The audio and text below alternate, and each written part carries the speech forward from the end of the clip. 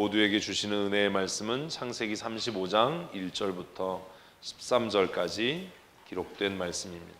이제 우리 함께 한 목소리를 읽겠습니다. 하나님이 야곱에게 이르시되 일어나 베델로 올라가서 거기 거주하며 내가 내 형의 에서의 낯을 피하여 도망하던 때에 내게 나타났던 하나님께 거기서 제단을 쌓으라 하신지라. 야곱이 이에 자기 집안 사람과 자기와 함께한 모든 자에게 이르되 너희 중에 있는 이방 신상들을 버리고 자신을 정결하게 하고 너희의 의복을 바꾸어 입으라. 우리가 일어나 베델로 올라가자. 내 환난 날에 내게 응답하시며 내가 가는 길에서 나와 함께 하신 하나님께 내가 거기서 제단을 쌓으려 하노라 하며 그들이 자기 손에 있는 모든 이방 신상들과 자기 귀에 있는 귀고리들을 야곱에게 주는지라. 야곱이 그것들을 세겜 근처 상수리 나무 아래에 묻고 그들이 떠났으나 하나님이 그 사면 고을들로 크게 두려워하게 하셨으므로 야곱의 아들들을 추격하는 자가 없었더라.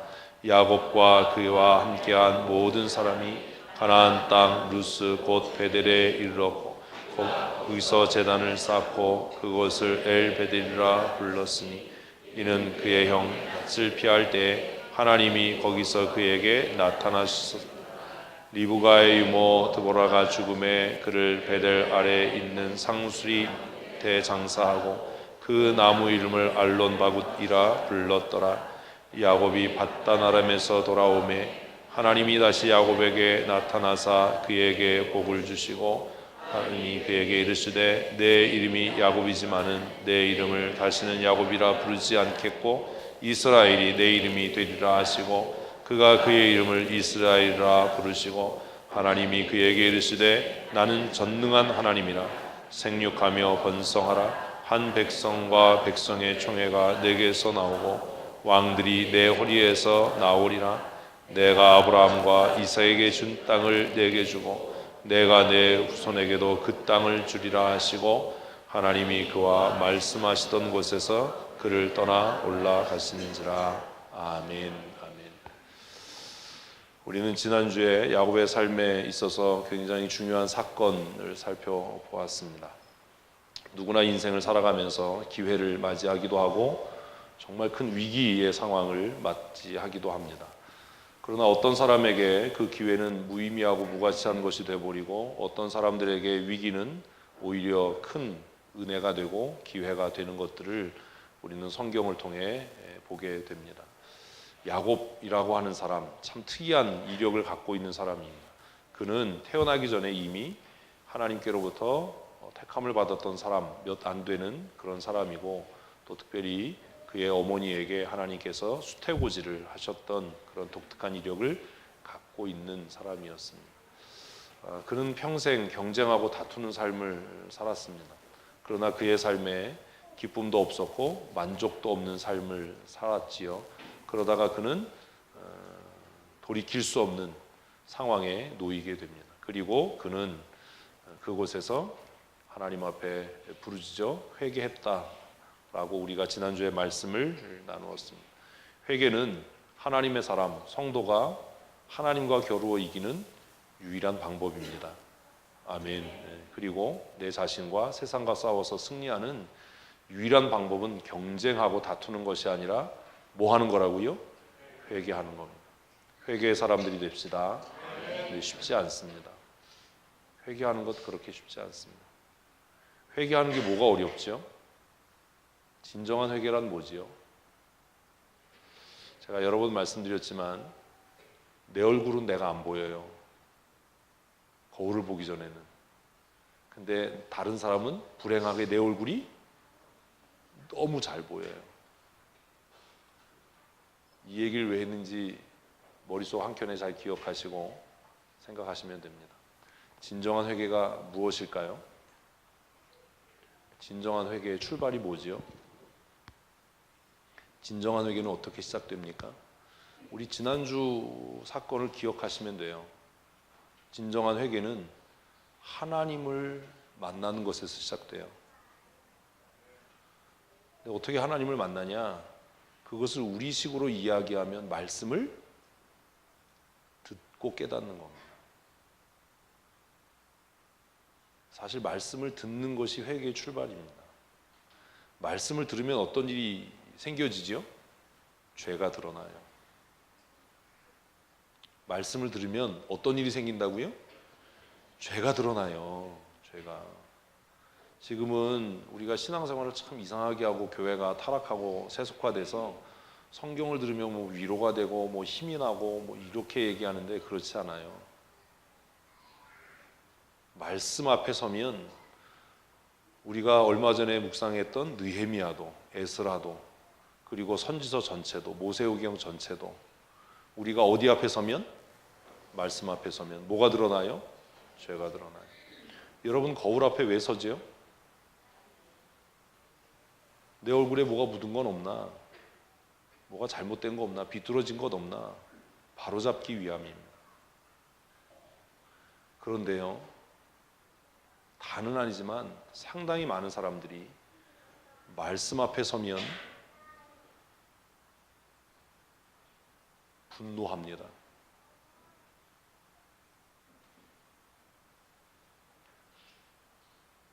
하나님의 말씀이 들려질 때 정말 하나님의 은혜를 입은 사람은 자신의 죄가 깨달아져서 그 죄를 인정해요. 그런데 정말 미련하고 교만한 사람은 자신의 죄가 드러나고 깨달아지면 어떤 일이 생길까요? 얼굴 표정이 바뀌어요. 듣고 싶어 하지 않아요. 기분 나빠해요.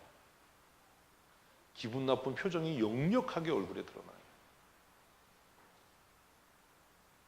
그는 스스로 자신의 교만과 미련을 그렇게 표현하고 있는 겁니다.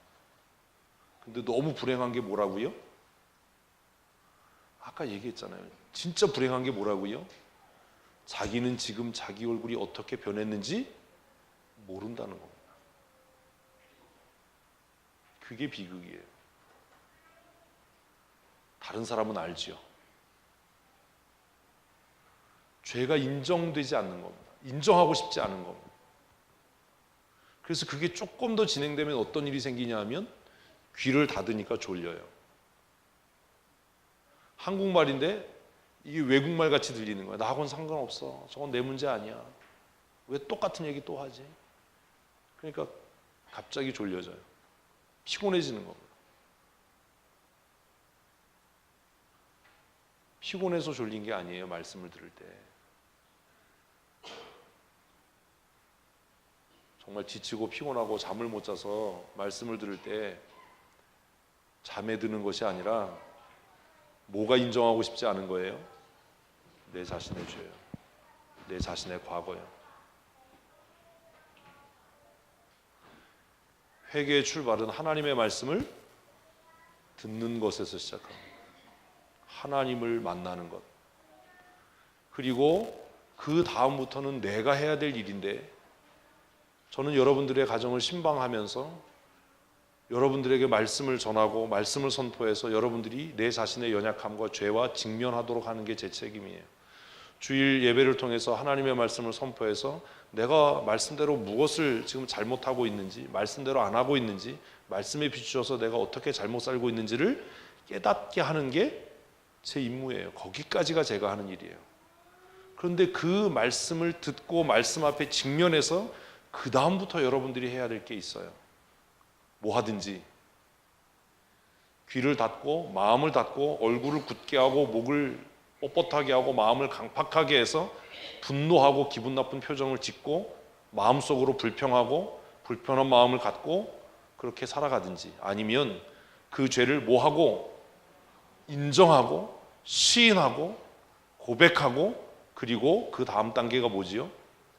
통회하고 자복하고 회개하든지.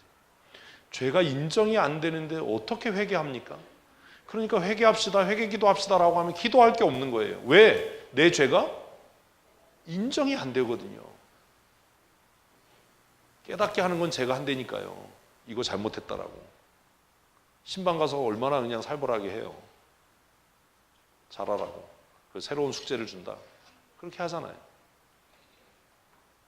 그런데 그걸 들을 때 우리의 마음이 어때요? 완악하고 강팍해서 다치는 겁니다. 듣고 싶지 않은 겁니다. 그래서 핑계 중에 하나가 뭐냐? 왜 다 지나간 일을 또 얘기하냐? 왜 또 얘기하죠? 아직까지도 회개하지 않으니까. 그래서 느헤미야는 수백 년 전의 사건을 다시 끄집어내서 이야기하는 겁니다. 너희 조상이 하나님께서 광야에서 입히시고 먹이시고 구름 기둥과 불 기둥으로 인도하셨는데 너희의 조상이 그 하나님의 은혜를 저버렸다. 그래서 우리가 지금 이렇게 포로가 된 거야. 우리가 이렇게 수치와 멸시와 압제를 당하는 거야. 그러니까 뭐 해야 된다? 회개해야 된다. 그래서 금식을 선포하고 회개를 하는 거야. 에스라 느헤미야 내용이 그렇습니다. 진정한 회개란 말씀을 듣는 것, 그리고 그 말씀을 통해서 뭐 하는 것? 인정하는 거예요. 한 번 더 하십시다. 하나님, 나는 죄인입니다. 근데 이거 따라하게 하는 것도 겁나요. 왜냐하면 그냥 이게 아무 의미 없는 얘기가 고백이 되기 때문입니다. 정말 하나님 내가 죄인입니다라고 인정하면 말씀을 듣는 태도가 달라져요. 그 얼굴빛이 달라져요. 근데 말씀을 들을 때 우리는 여전히 불편하고 왜 나만 가지고 그래? 내가 뭘 얼마나 잘못했다고 그래? 죄에 대해 인정하지 않는 거예요. 그러니까 죄에 대해서 슬퍼하지도 못하고 회개하지도 못하는 겁니다. 그러면 죄에 대해서 인정하고 내가 잘못했어요. 우리 교회가 잘못했어요. 우리 교회가 기도 안 하고 임직자를 세웠어요. 우리 교회가 지도자를 잘못 선택했어요. 우리가 지도자를 세울 때 그 사람의 인격이나 신앙이나 순종을 보지 않고 돈을 받어요. 그래서 우리가 잘못한 거예요. 여러분 그거 인정하시고 고백하십니까? 아직도 그게 인정이 안 되는 거예요. 우리 교회가 성도들을 볼 때 정말 저 사람이 신실한 하나님의 사람인지, 저 사람이 정말 하나님의 나라를 소망하고 말씀대로 사는 사람인지 이거 중요하게 봅니까? 아니면 돈 있는 사람인데, 많이 배운 사람인데, 사회적으로 지위 있는 사람인데 이거 봅니까? 우리 교회도 여전히 가난하고 없는 사람들이 교회 출석 안 하면 관심도 없지만 11조 좀 많이 하고 돈 좀 있어서 이런 사람들이 교회 안 나오면 큰일 났다, 저 사람 붙잡아야 되는데 이렇게 생각하는 교회 아닙니까? 여러분 그 문제에 대해서 회개하셨습니까?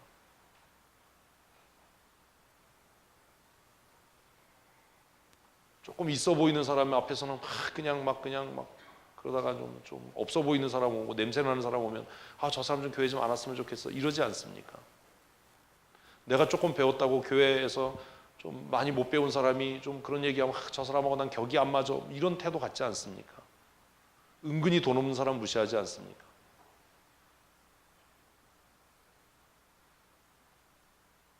우리는 그것에 대해서 인정하고 고백하고 회개했습니까? 우리가 또 임직식을 하는데 그동안 우리가 사람을 세울 때 하나님 정직한 마음으로 선한 양심으로 보지 못했습니다라고 하는 것을 우리가 고백했습니까?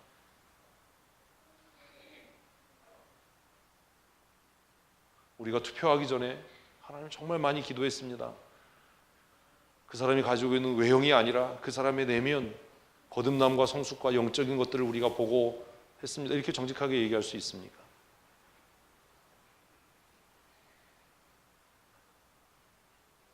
새로운 임직자를 세우기 전에 우리 교회가 그것을 회개해야 되지 않습니까? 내가 십자가 지기 싫어서 누군가에게 십자가 덤탱이 씌우려고 그렇게 투표한 건 아닙니까? 회개란 그렇게 간단하고 단순한 게 아니에요. 성경을 보니까 임직자를 세울 때 어떤 사람 세우라고요? 믿음의 비밀을 간직한 자라야 한다. 자기 가정을 잘 다스리는 자라야 한다. 모든 성도들 앞에 유익과 덕을 끼치는 자여야 한다. 지혜가 있어야 되고 성령 충만한 사람이어야 한다. 우리가 그런 거 봤습니까? 저 사람 돈 있으니까 붙잡아야 되고 그래서 뭔가 일이라도 시켜서 붙잡아야 되고 우리 그렇게 혹시 하지 않았습니까? 임직하기 전에 우리 회개해야 됩니다.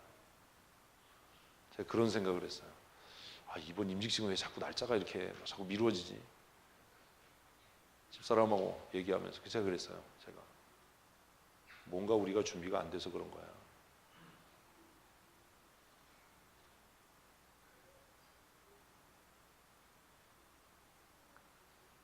우리 자신의 죄를 인정하지 않아요. 우리 자신의 죄를 고백하거나 슬퍼하지 않습니다. 제 집사람한테 그랬거든요. 우리가 아직 뭐가 준비가 안 된 것 같다. 왜 이게 자꾸 이렇게 늦춰질까? 저는 빨리 하고 싶거든요, 사실.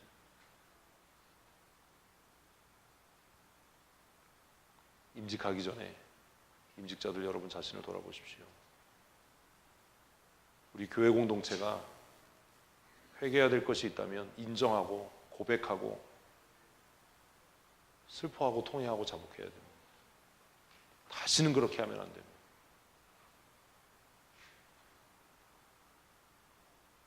하나님의 말씀 앞에서 자신의 죄를 깨닫고 그 죄를 인정하고 정말 그 죄에 대해서 슬퍼한 사람은 결과적으로 나타날 수밖에 없는 결과가 있어요. 그게 뭘까요? 삶의 변화예요. 회개하지 않는 사람은 그 일을 계속 반복합니다.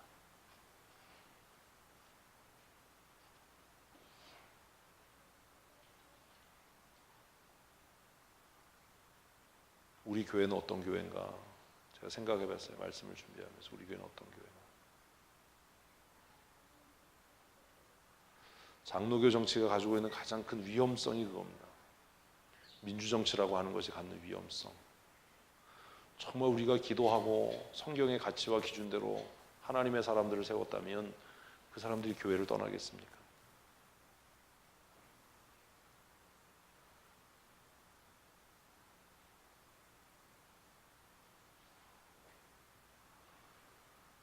정말 우리가 회개했다면 우리의 삶이 변해야 되지 않습니까?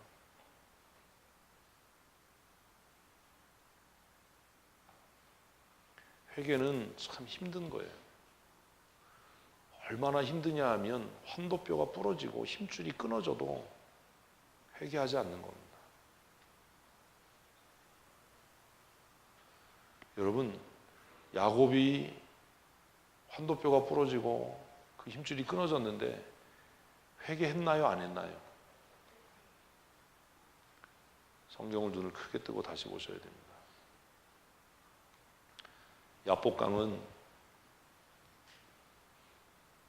야곱에게 강제적인 삶의 전환점이었어요.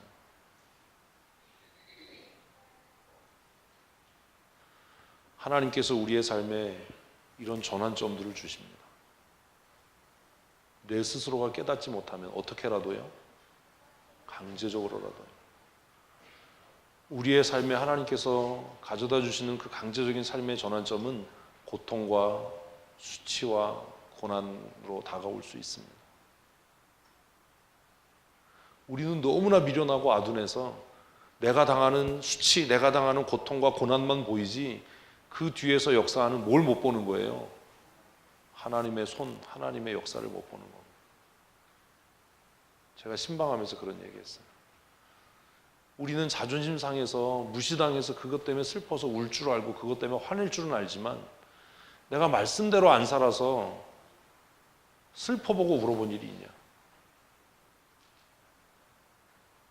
내 자존심이 상하고 사람들 앞에서 공개적으로 무시당하고 이러면 그것 때문에 내가 진짜 이렇게 화내고 그냥 뭐 날 무시했어라고 울고 뭐 불고 난리를 칠 줄은 알면서도 내가 하나님의 말씀대로 안 살아, 내가 하나님의 말씀대로 못 살아서 이것 때문에 슬퍼한 적이 있는가? 그것 때문에 분노한 적이 있는가?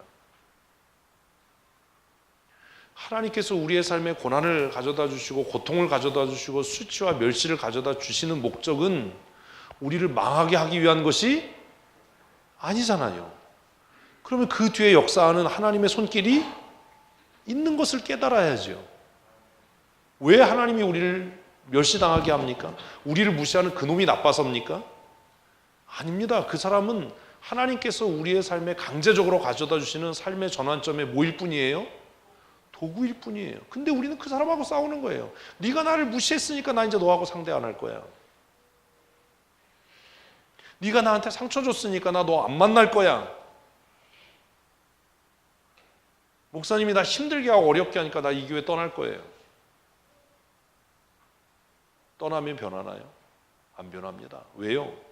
내가 안 변했거든요. 똑같은 미련한 짓을 계속 하거든요. 겉으로 나타나는 상황을 보지 말고 그 뒤에 역사하는 하나님의 손길을 보십시오. 왜 하나님이 이런 고통을, 이런 수치를, 이런 어려움을 내게 주시는가? 하나님께서 무엇을 이루고자 하시는가? 그것을 깨닫게 되면 그 고통과 수치가 뭐가 된다고요? 은혜와 기회가 돼요. 내가 사람을 잘못 신뢰하고 사람을 잘못 만나서 내가 속고 부끄러움을 당했어요. 그러면 속인 사람이 나쁜 놈입니까? 내가 나쁜 놈입니까?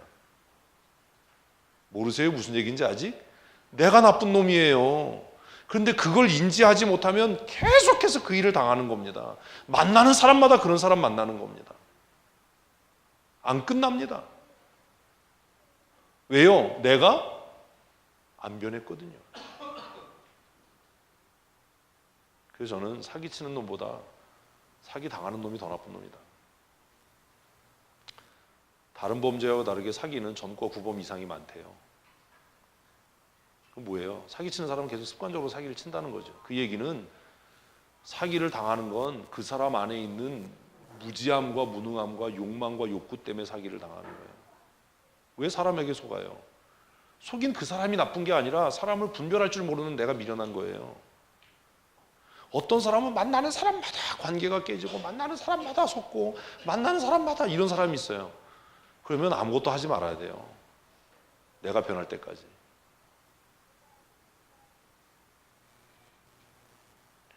고난과 수치와 고통은 그냥 내 삶의 무거운 짐의 종합 선물 세트가 아니라 내가 정말 그리스도 안에 있는 사람이라면 하나님이 내게 주시는 뭐라고요? 강제적인 은혜예요. 강제적인 기회예요. 근데 우리는 얼마나 교만하냐 하면 그 듣기 싫은 소리가 들려지면요 얼굴이 확 변해요. 얼굴색이. 들으려고도 안 해요. 그리고 그 사람과 관계를 단절하려고 해요. 성경은 뭐라고 이야기하냐면 하나님은 우리의 마음을 연단하시고 친구가 그 사람의 얼굴을 빛나게 한다라고 이야기합니다. 야복강은 야곱의 삶에 있어서 뭐였어요? 전환점이었어요. 최고의 기회였어요. 그런데요, 야곱은 이 기회를 기회로 만들지 못했습니다. 야곱이 회개했다고요? 야곱 회개하지 않았습니다.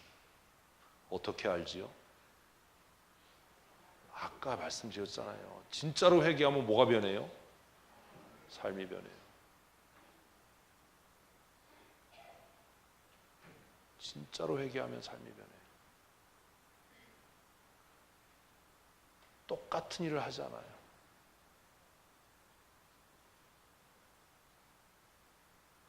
듣기 싫어하고 귀를 막고 나는 잘못한 게 없어, 나는 억울해. 그러니까 뭐가 안 변해요? 삶이 안 변해요. 그 일을 똑같이 또 하는 거예요. 교회가 직원을 세우는데 똑같은 일을 또 하는 거예요.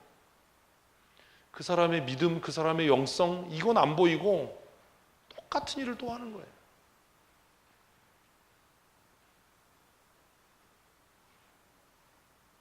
야곱의 삶이 어떻게 안 변했다는 걸 알지요?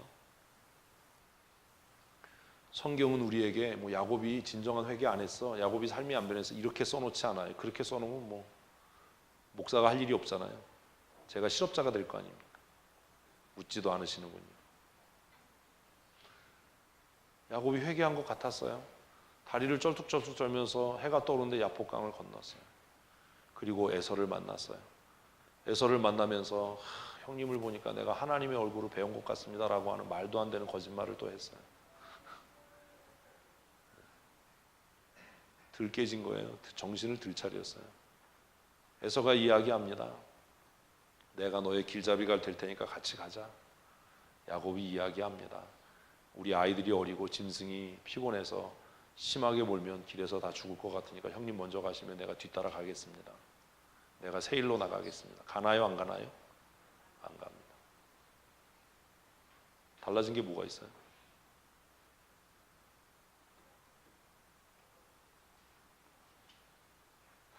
야복강에서 그렇게 두드려 맞아서 환도뼈가 부러지고 힘줄이 끊어졌는데 달라진 게 뭐가 있습니까? 여러분은 달라지셨나요? 야단 맞고 망신당하고 무시당하고 책망받아서 뭐가 달라졌나요? 분노만 가득한가요? 오기만 가득합니까? 회개는 결과물이 있어야 되는 거예요. 뭐가 달라져야 돼요? 삶이 달라져야 돼요. 결정적으로 야곱의 삶이 달라지지 않은 증거, 그가 회개하지 않았다는 증거가 뭐지요? 디나 사건입니다.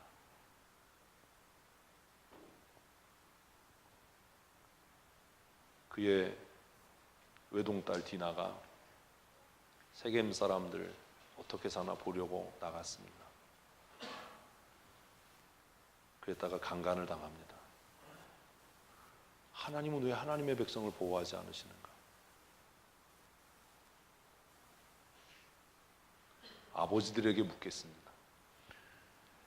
여러분들 다리 부러지는 게 아프겠습니까? 사랑하는 자식이 고통당하는 게 더 아프겠습니까?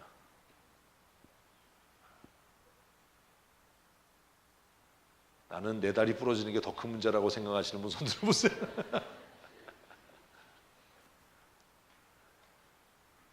얼마나 완악하고 강팍하면 하나님이 이렇게 하셨겠습니까?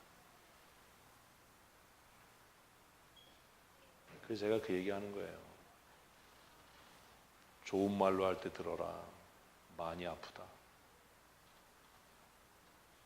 버티려면 버텨라. 그러면 나는 손 턴다. 한 번, 두 번, 세 번 얘기해서 그 교만함이 안 바뀌고 그 미련함이 안 변하고 그러면 나는 하나님께 그냥 하나님 제 마음대로 하세요 라고 한다. 우리 교회 있지만 더 이상 내 성도로 인정하지 않는다.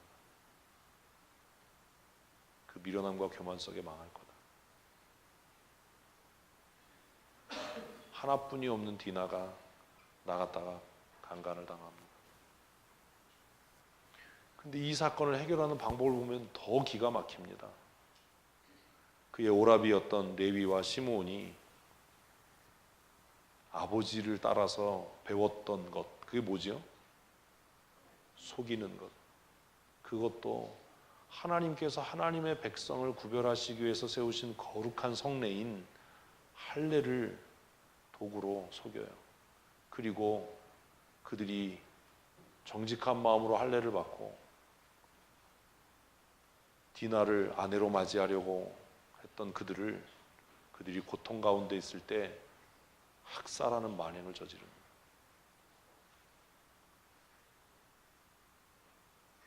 여러분 별로 두렵지 않으신가 봐요.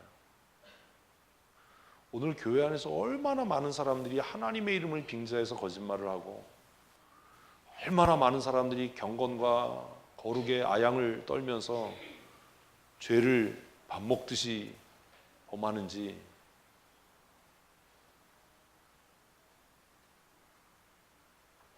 고민해야 됩니다. 그리고 성경은 야곱의 삶이 왜 안 변했는지를, 어떻게 안 변했는지를 증거를 들어서 이야기합니다.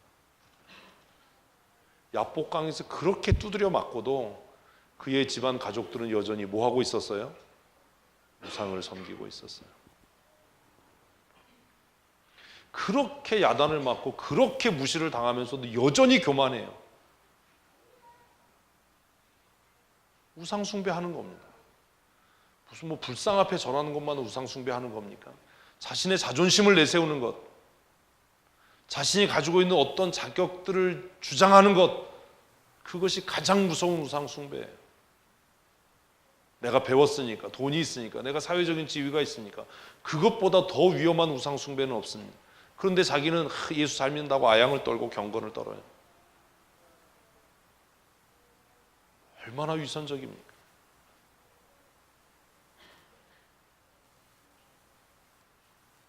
진정한 회개란 뭐가 변하는 것? 태도가 바뀌는 거예요. 삶이 변하는 거예요. 제가 봄, 가을로 여러분 신방하면서 제가 여러분들의 뭘 보지요? 신방을 헛했군요. 지난 6개월 동안에 삶을 이야기합니다. 앞으로 6개월 동안의 숙제를 냅니다. 신방은 저를 위해 하는 게 아닙니다. 저를 위해서 하면 신방은 없어져야 됩니다. 너무 힘들어요. 이명희 집사님에게 준 숙제 첫 번째, 저것이 반성문 써요 너. 첫 번째 뭐? 전체 주제가 뭐야? 관리 잘해라. 야, 어떻게, 그러니까 이게 다른 거예요. 저는요 50가정을 정말 기도하고 고민하면서 준비하니까 기억을 해요. 6개월이 지나도 기억을 해요. 그런데요, 함께 신방 따라다니는 권사님들은요 아무 생각 없이 와서 앉아 있으니까 뭔 얘기를 했는지 기억도 못하고 심지어 졸기도 하고, 당사자는 아무 기대 없이 신방을 받으니까 끝나고 나서도 기억을 못하는 거예요. 이명희 집사 내가 6개월 보면서 그랬어요. 관리 잘해야 돼. 첫째는 건강 관리 잘해라. 네 신앙 관리 잘해라. 사람들과의 관리, 관계 관리를 잘해라. 주일날 핸드폰 꺼내서 보면 내가 아주 부셔버린다. 내가 6개월 동안 유효하니까 한 3개월 지난 다음에 너 카페에서 핸드폰 보고 있으면 걔는 부활의 소망 없이 돌아가신다. 그렇게 했더니 저 인간이 카페에 안 있고 차에 들어가서 처박혀서 혼자 핸드폰을 하는 거야. 지난주에 너 안 보여서 내가 그렇게 바보가 아니야. 얼굴 보면 다 써 있어. 정성택 집사님 숙제가 뭐야? 이제 찾아봐야 돼. 적기만 하면 뭐에 기억을 해야지. 어제 박민철 집사님 가정 신방하고 제가 좋은 동역자를 얻어라. 좋은 사역자가 되려면 사람의 마음을 얻어야 된다. 바울에게 누가 있었던 것처럼 에바브라디도가 있어. 어제니까 기억을 하지 뭘 또 이렇게 자신 있게 또 어제 한 일을 기억을 못하면 아주, 그러면 그렇게 자신 있게 얘기하면 뭐가 돼? 아유, 형이 돼가지고 동생을 아주 잘했어. 아주 그냥 에바브라디도를 얻었던 것처럼. 여러분, 제가 신방을 날로 안 해요. 제가 왜 신방 일정을 미리 써서 내세요라고 얘기하는지 아세요? 제가 목회하는 1년 목회 중에 정말 제일 힘든 것 중에 하나가 신방이에요. 오래 기도하고 기다리고. 진정한 회개는 하나님께서 내게 주신 말씀, 특별히 신방을 통해서, 이렇게 공적인 예배를 통해서는 무작위지만 신방을 통해서 우리 가정에 주신 말씀을 내 마음에 기억하고 뭐 하는 일? 삶이 변하는 일. 6개월 동안 그런 삶을 사셨으면 좋겠습니다. 사랑하는 딸 디나가 강간을 당하고 두 아들이 한 민족을 몰살시켜서 이제는 살아남을 수 없는 지경이 된 겁니다. 두 아들이 나가서 할례를 빌미로 해서 거짓말을 하고 그 집안의 남자들을 다 죽여버렸으니 그 근처에 있는 모든 민족들이 야, 이놈들을 죽여버려야 돼, 이런 상황이 된 겁니다. 야곱은 야복강변에 있었던 것보다 더 큰 위기를 만났습니다. 이제는 멸절당할 수밖에 없는 위기 상황에 놓였습니다. 그때 하나님께서 야곱에게 찾아오셔서 1절 말씀, 베델로 올라가라. 내가 형 에서의 낯을 피해서 도망하던 그날에 내가 너를 만났던 베델로 올라가라라고 말씀합니다. 그리고 2절에서 비로소 야곱은 이렇게 이야기합니다. 같이 읽습니다. 야곱이 이에 자기 집안 사람과 자기와 함께한 모든 자에게 이르되 너희 중에 있는 이방 신상들을 버리고 자신을 정결하게 하고 너희의 의복을 바꿔 입어라. 뭐 하란 얘기예요? 회개란 얘기가 아니라 삶을 변화시키라는 얘기예요. 뭘 바꿔요? 의복이요. 옷은 지금이나 그때나 그 사람의 신분, 그 사람의 정신세계를 나타내요. 옷만 보면 대부분 그 사람이 뭐 하는지 알잖아요. 모르세요 그거? 옷 보면 알아요. 옷 입은 거 보면. 근데 굉장히 중요한 이야기를 합니다. 뭘 제거하고 이방 신상을 제거하고 자신을 정결하게 하고 뭘 바꿔라? 의복을 바꿔라. 의복을 바꾸라는 얘기는 우리식으로 그냥 여러분들이 알아듣기 쉽게 얘기하면 뭘 바꿔라? 삶의 방향을 바꿔라. 삶의 태도를 바꿔라.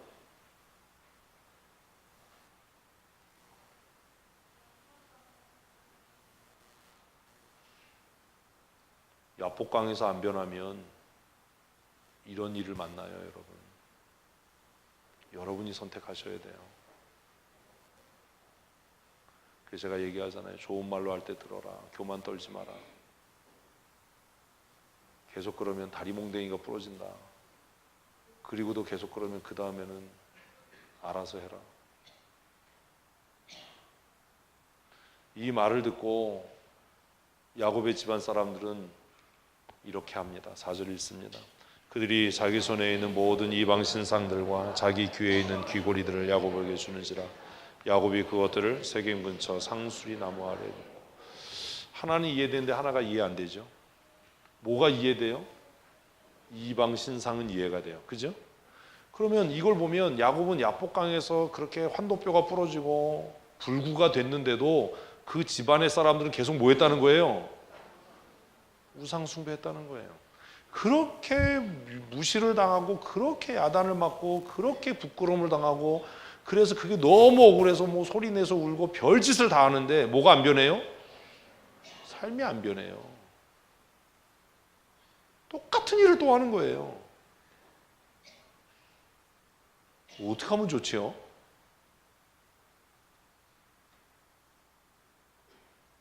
비로소 정말 하나밖에 없는 딸이 수치를 당하고 부끄러움을 당하고 나서야 야곱은 결심한 겁니다.